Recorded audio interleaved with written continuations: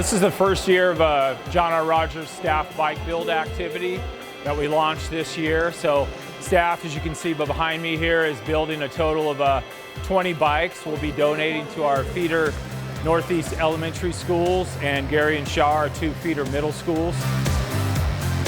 Each school will receive 1 boys and 1 girls bike that they're going to give away to a lucky student over at those schools during the holiday, right before the break here.